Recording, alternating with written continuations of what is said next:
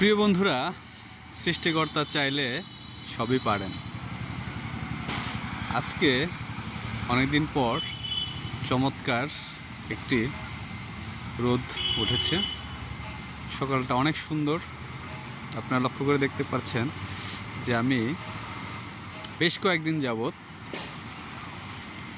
আমার টুপি এবং মাফলার এগুলো খুলতে পারছিলাম না, একটি মিনিটের জন্যও না। আজকে কিন্তু আমি খুলে ফেলেছি, কারণ আজকে সকাল থেকে আবহাওয়াটা খুবই মনোমুগ্ধকর এবং খুবই সুন্দর।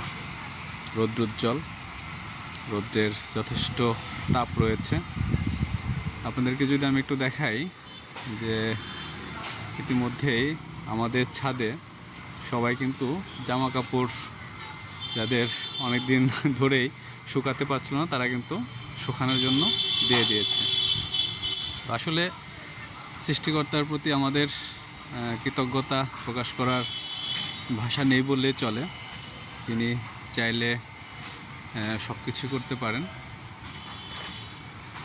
তার চাওয়ার উপর অনেক কিছু নির্ভর করে, তবে বান্দার ভালো ব্যবহারের উপর সৃষ্টিকর্তাকে যদি আমরা মুগ্ধ করতে পারি, তাহলে কিন্তু তিনি আসলেই আমাদেরকে আরও অনেক ভালো সুন্দর সুন্দর কিছু উপহার দেবেন। এই কারণে আমাদের যে কাজটি করতে হবে প্রিয় বন্ধুরা, প্রত্যেকটা মানুষকে সৃষ্টিকর্তার প্রতি অনুগত থাকতে হবে এবং তার সমস্ত সৃষ্টিকে ভালোবাসতে হবে।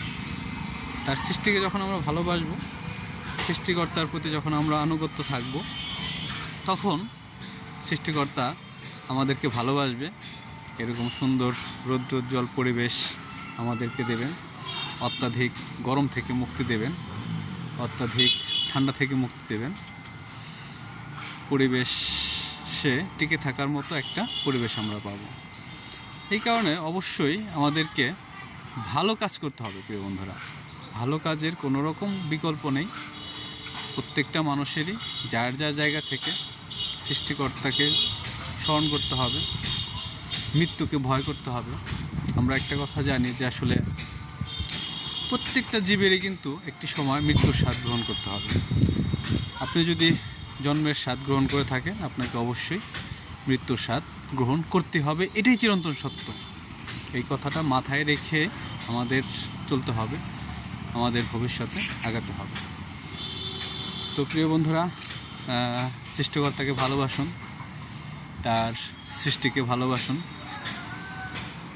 এবং সৃষ্টিকর্তার প্রতি অনুগত থাকুন, কৃতজ্ঞতা প্রকাশ করুন। তাহলেই আমরা সবাই ভালো থাকতে পারবো। ভালো থাকবেন। সকলের জন্য থাকলো শুভকামনা।